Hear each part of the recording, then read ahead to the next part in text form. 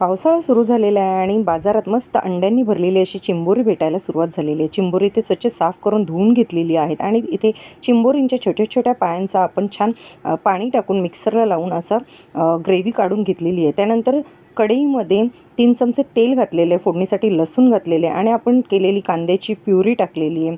अद्रक, मिरचीचं हिरवं वाटण टाकलेलं आहे. टोमॅटोची प्युरी टाकलेली आहे आणि छान आपले घरगुती मसाले, आगरी स्पेशल मसाला टाकून छान परतून घेतलेले आहेत. तुम्हाला आवडत असेल तेवढे मसाले घालायचे.